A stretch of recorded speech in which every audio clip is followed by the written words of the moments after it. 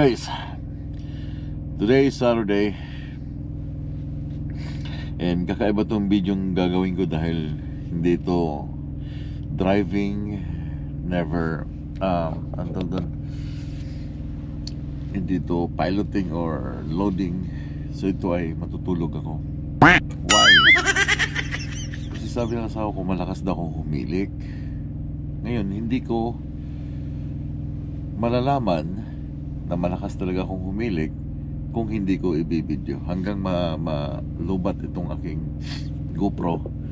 So naka-video siya. Bang malakas akong humilik dahil siyempre kung ikaw yung may dala ng katawan, hindi mo naman alam na humihili ka, di ba? Hindi mo alam na malakas kang humilik. So ngayon malalaman ninyo, I don't know kung may gamot dito or not sure. So malalaman ninyo kung malakas ba talaga akong humilik. Ang oras ngayon alas 12 na, ay naantok na ako. I don't know if papatayin ko ba ang camera or I mean yung ilaw. Pero ikukunin ko lang ang charger para hindi siya maglobat.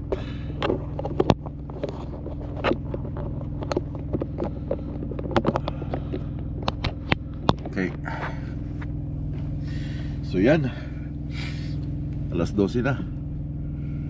Yeah, our local time is 1 o'clock na madaling araw.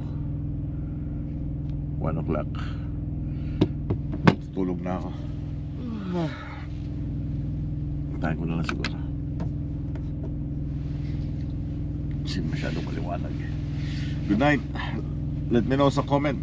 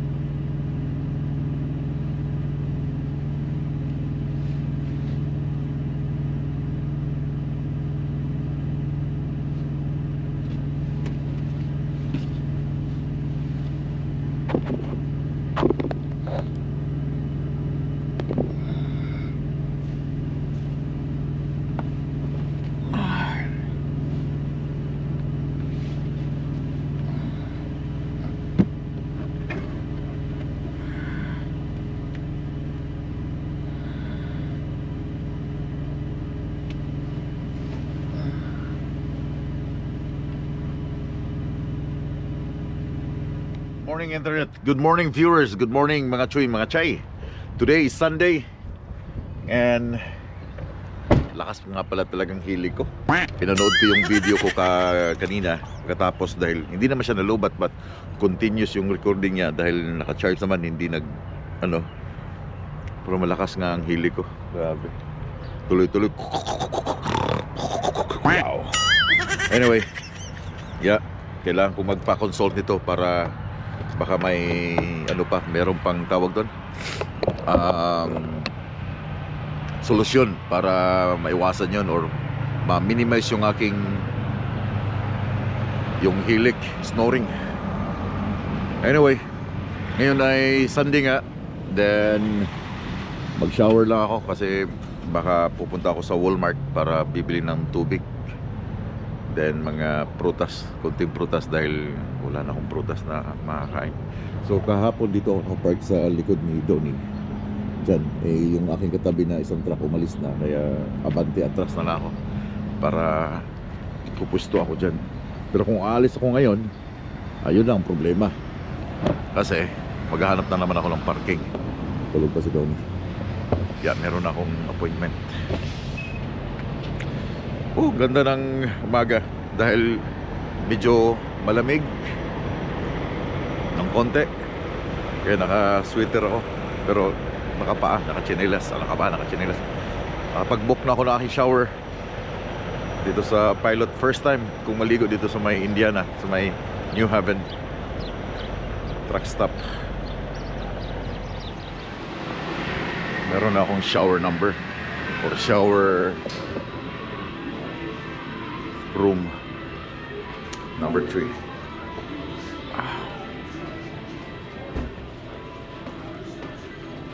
Laundry number 3. Morning.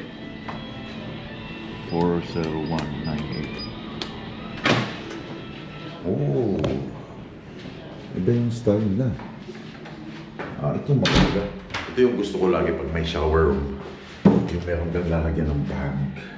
Kasi yung iba, upuan lang yung nilalagay, tapos may sabitan yun, may sabitan ng towel. Yan ang gusto ko. Linis. Nice. Parang mukhang bago tong yung shower room. Yung gas station.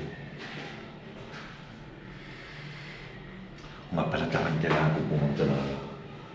Hindi na siguro. Parang gusto ko, mayroon naman silang tindang tubig dito eh. Pag titingnan ko. So paano? Shower muna. I'll be back mamaya-maya.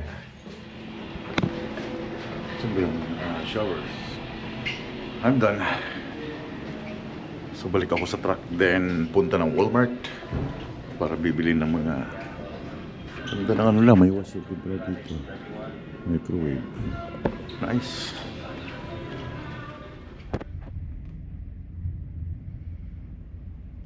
Okay. Sasagutin ko lang itong ilang questions na from the last vlog from Jophil David Lebres. Nagamit ba daw kami ng recap na gulong sa trailer? Yes, gumagamit kami ng recap sa trailer, pati sa drive, sa truck, sa drive. So, itong aking ngayon, dahil bago pa siya, bago ang truck, so brand new yung kinabit. Pero pag once na pinalitan na yan, yung ipinalit niyan, recap. Pero magandang klase pa yung body steel niya sa gilid. Maganda pa yon.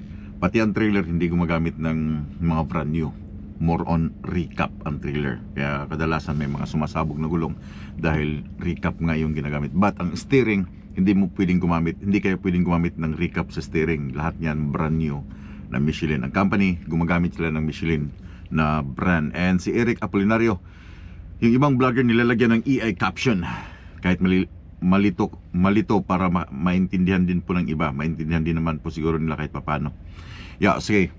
Try natin lagyan ng EI. Okay? Pwede naman siyang lagyan ng EI. Hindi ko siya i-edit. Pwede siyang lagyan ng EI. Try ko para maintindihan ng ibang lahi yung mga aking sinasabi. But hindi ko na siya i-edit. Pag nilagyan ko siya ng EI, and that's it. Yun na yun. Okay? And si Glenn Isa ka Ilonggo. About kasi dun sa ano, itong mga maraming comments din dito sa about sa spiral nung aking antenna. Hindi kasi siya naka-design sa nakatayo, no? Hindi siya naka-design sa nakatayo. Papakita ko lang ulit sa inyo. Paano ba to? Hindi siya naka-design na nakaganyan. Kaya nagba-vibrate siya. Kahit lagyan mo yun ng tape, hindi pwedeng lagyan ng tape to. Ito hindi pwedeng lagyan ng tape. Hindi nakalagay sa ano na lagyan ng tape. Okay? So, itong antenna na to, hindi siya naka-design na nakatayo. Ang design niyan nakatusok. Nakaganyan dun sa unahan ng truck. Nakaganyan talaga yan, nakaganyan. Para yung hangin niya, yung flow ng hangin niya tatama dito. Hindi siya magki-create ng vibration at saka yung sound wave. Yung woo, gumanyan. Kasi pag nakatayo yung ganyan, gaganyan yan, magbabibrate yan. Okay, so hindi siya advisable lagyan ng tape. Kasi ang design yan, nakapatusok, nakaganyan. Yan, nakatusok. Para yung hangin, pasok. So, nandito lang siya sa aking gilid nilagay. And, bago ako pupunta ng Walmart, si Motobike, sana mag-interview ka ng pilot. Paano pumasok sa negosyo ngayon, kuya? Well, yung about kasi sa mga pilot na yan, siguro pag nakachamba tayo, kasi may iba kasi na hindi mo pwedeng, hindi kasi dito sa Canada yung bang magtatanong ka magkanong sahod, hindi siya appropriate na itanong sa mga tao. Yung hindi mo pwedeng itanong yung edad, hindi mo pwedeng itanong yung sahod kasi private na yan eh. Okay? Pero may iba na sumasagot, pero kung ikaw mismo alam mong hindi appropriate yan itanong sa isang tao, o anong ilang taong ka na, mga ganun. Yung ginawa ko ito, si Donnie okay lang dahil si Donnie is kaibigan ko. Pag hindi mo kilala kasi nakakayang magtanong ng edad, no? Kaya pasensya na. Kung sakali, kung merong mang pilot na pumayag na interviewin, then okay, pero yung lalapit ka sa kanila tapos tatanong-tanong mo sila, medyo confidential yan eh. And si Noeli, nasaan na yung link ng apparel mo, yung mga merch ko? Gusto ko lang hoodies mo para reply, thank you. Well, yung aking kasing mga merch, no? May merch naman ako, but ang problema lang kasi mahal pag galing dito sa Canada. Kasi yung, like example, itong sweater, example lang, yung aking Ice Road t-shirt, Ice Road sweater ang worth nun ay $35 to $40 ang range. Ngayon, palagay natin 35 times, palagay natin $40 ang palitan ng bawat Canadian dollar. That's 1,400. Okay, that's $1,400. 1,400 pesos, guys. Kaya kung galing sa Pilipinas, galing dito sa Canada, tapos i-shift natin sa ano, mayroon pa yung shipping fee. Kaya mahal. Mas maganda kung sa Pilipinas sana, yung nung umuwi ako, kung meron lang sanang gagawa ng aking merch, mas mura sa Pilipinas kasi peso, 500 peso, 450 peso. Yung sa akin before sa Shopee, meron, but nawala na ngayon sa Shopee ko, hindi na gumagawa ng mga merch. But, tsaka yung design, yun ang problema. Okay siya, pag dito ka sa Canada, okay lang. Let me know kung gusto nyo ng mga sweater, yung sweater namin. But yung aming, sana, shoutout kay Gwen Carillo dyan sa Qatar, siya yung aking nagdi-design ng aking Ice Road sweater. But kasi yung hindi natuloy nung Ice Road last time. Then kailangan ko talaga may gumawa nung aking logo design talaga na medyo brusco ang dating ba na Pinoy trucker, tapos maganda yung pagka design. I-design nyo nga ako. Kung merong magaling gumawa ng design, i-design nyo ako ng yung brusco na paggagawa na Pinoy tracker, hindi yung lang, yung design talaga na alam mong gagamitin mo for the whole life. Design nyo ako kung sino yung mga magaling gumawa ng mga design, and then isend nyo sa aking Marco Ubando. Kasi kung magaling kayo mag-design, kung maganda yun, titingnan ko yung mga design ninyo, and then kung okay sa akin, maganda yung pwede nating gawa tayo ng production. Kung meron kayong kakilala magpiprint dyan, then magiging business partner tayo sa aking merch. Kasi dito sa Canada, meron si Pau Pau, meron pa nga akong pinagawa na hindi ko pa nakuha, but yun nga lang, para lang sa Canada, within Canada, kasi nga mahal, speaking dollar, no? Pero pag sa peso, maganda yung design mong ginawa sa akin na Pinoy Trucker, talagang merong logo dito. Tapos ang gusto ko kasi may logo dito, tapos meron pa dito sa t-shirt, at the end sa t-shirt na merong design pa na may parang tapiti dito. Then doon sa pinakababa sa t-shirt, meron pa ring parang tinahi doon na parang design na Pinoy Trucker, no? Kasi siyempre kung gagawa ka ng merch, gusto mong magbenta ng merch sa madlang people, kailangan ganda mo na, hindi lang yung design na parang ano lang, yung talagang forever na imi-merch natin. Kung may idea ka pa na ibang design na bukod pa doon sa ginawa mo na may mas maganda pa din, let me know, send mo sa akin sa Marco Obando. Ilalagay ko dyan ang aking Facebook para magiging business partner tayo sa merch dyan sa Pilipinas. So pasensya na yung sa link ng ano ha, dahil medyo mahal lang talaga, mahal lang siya.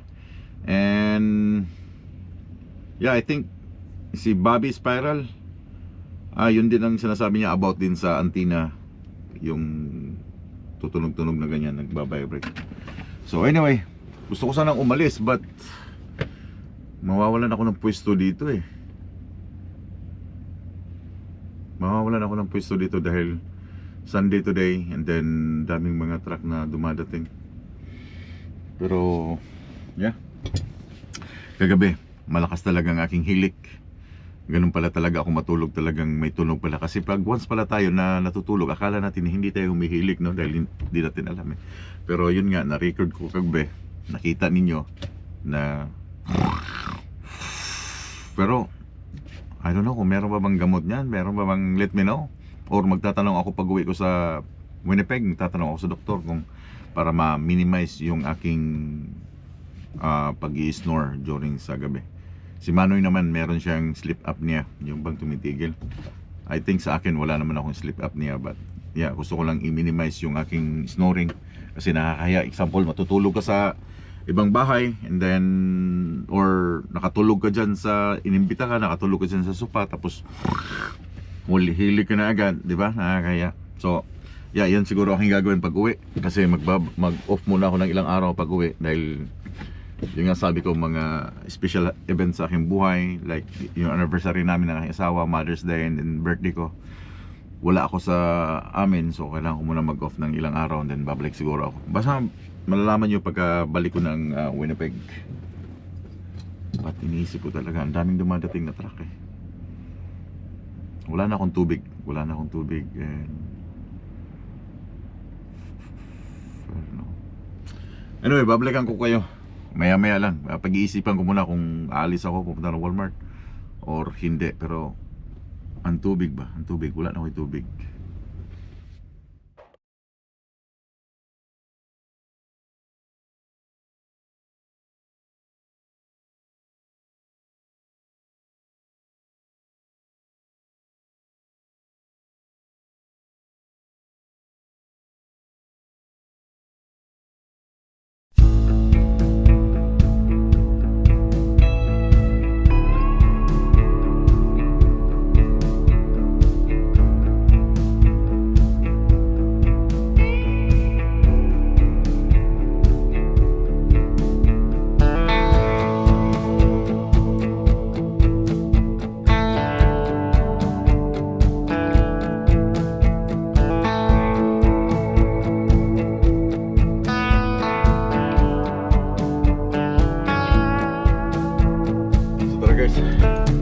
Walmart.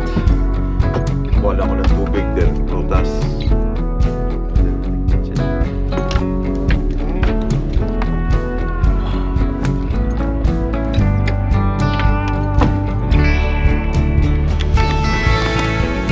Walmart, iba talagang ambience ng Walmart sa Amerika. Dito na naman ako. Kuha ng prutas. Tingnan nyo ito. Dati kinukuha to 46. That's okay. Paborito ko to eh. French style cheesecake. Yeah. Dito pala ay orange. Pwede dito sa Amerika. Ubos yan bago darating ng Canada. Then sweet cornbread French style cheesecake. Paborito ko yan. Then of course, strawberry, laging confidential pag papasok ng Amerika. But dito sa Amerika, it's okay. Then saging. And then tubig na lang. The same price. $5 din.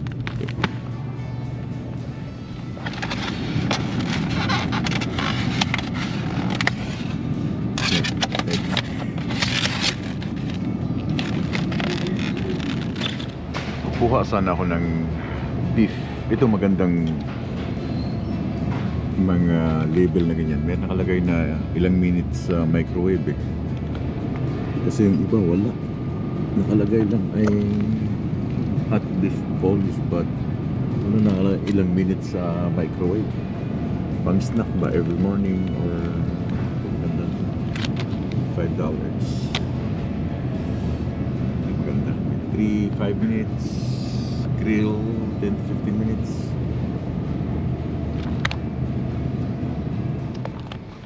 Ganda ng microwave.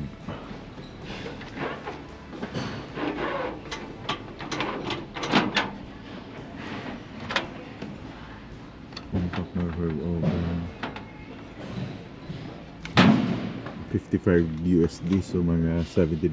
Pero ang ganda ng kulay niya. Red. Pang truck. Ito maganda black. Kasi pag long haul ka, or kahit hindi long haul, kailangan mo may microwave sa truck. Init ng pagkain. Kita niyo yung ganito.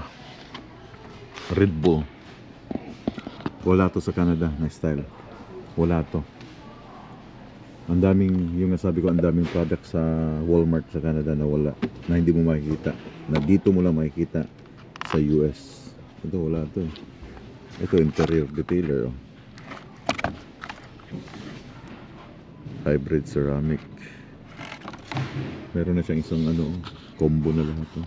Wash and shine, tire close, medium shine. Kaya mas magandang mag-grocery sa ano, Walmart sa US.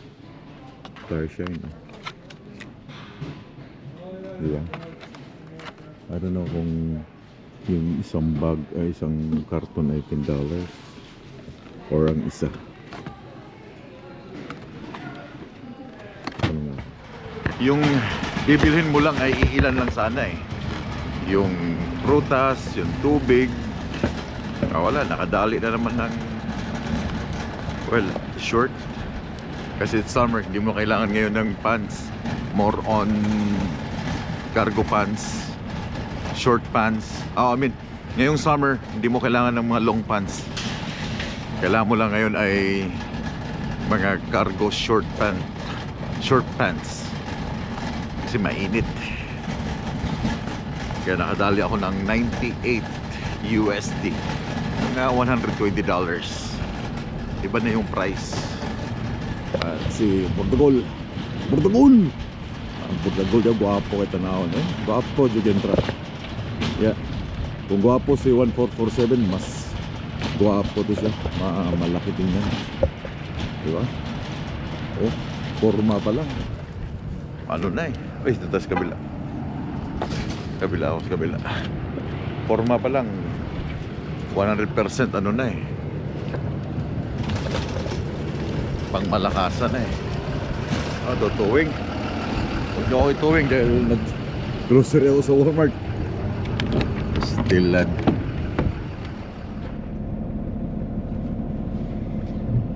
So yung aking pamili lahat ay $98. Dahil yung aking bibili na sana ay tubig, prutas, meron naman prutas, but napadali ako ng isang pants, short pants na cargo pants. Paborito ko yan, yung camouflage. Yeah, paborito ko yung camouflage na shirt. There you go. Basta cargo pants, camouflage. Parang malaki yata sa 32. Nasa po. Yeah. Camouflage and then rubber shoes.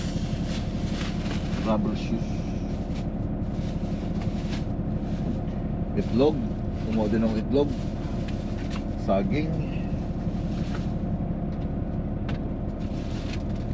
and oranges, tinapay. Anyway guys, init na. Kanina malamig.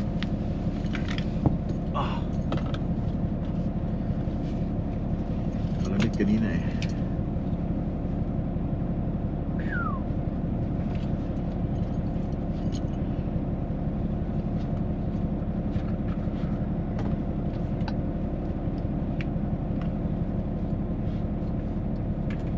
So paano? Bibitawan ko na kayo dahil alam kong busy or inaantok na kayo. Maraming salamat. Yeah, bibitawan ko na kayo. Maraming salamat sa inyong panonood. Everyday vlog ng Pinoy Trucker. Hanggat kaya ko, pero minsan napapagod ako. Hindi pala basta-basta mag daily vlog guys. So paano? Until next time, babalik na ako dun sa parking para to complete ng aking, tapos na kami sa 36 reset eh. So anyway, ito naman ay i-charge namin sa company dahil hindi namin kasalanan na dumating dito ng weekend. Hindi na unload nung Friday dahil kinancel nila yung unload ko nung Monday. So dapat dumating ako Thursday, Friday na unload.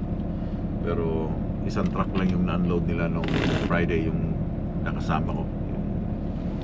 Hindi natuloy, di ba? Na-cancel. So ito ay bayad. And yeah, yun nga lang, talagang nakakainip lang minsan pag nagtambay ka. Kaya nga bumili ako ng may binili akong patches sa likod dahil sakit sa likod. Ito. Sakit sa likod eh, yan o. Pain relief. Parang, I don't know kung ano to. Pero pain relief eh. Okay. Parang siyang cream. Sakit sa likod. Really guys, sakit talaga. Sakit sa likod talaga. Mamaya ako nalalagyan nyo aking likod. Bibili sana ako ng lumbar support, but tiningnan ko yung price sa Amazon. Amazon is more cheaper compare dito. Sa Amazon na lang ako mag-order. So again, daghang kayong salamat sa inyo pagtanaw. Ayaw mo kalimot og likes and comments. May mga tanong kayo na medyo merong kapupulutan ng aral para sa iba, tanong nyo sa akin, sasagutin ko yan. Pero yung mga pabalik-balik na lang na ano, and yeah, ignore na lang or salamat. But yung mga tanong na hindi pa na-tackle before, na nasa isip niyo, let me know, sasagutin ko yan. So daghang kayong salamat. Pag-amping mo tanan, keep safe and we'll keep on tracking. Bukas, amping.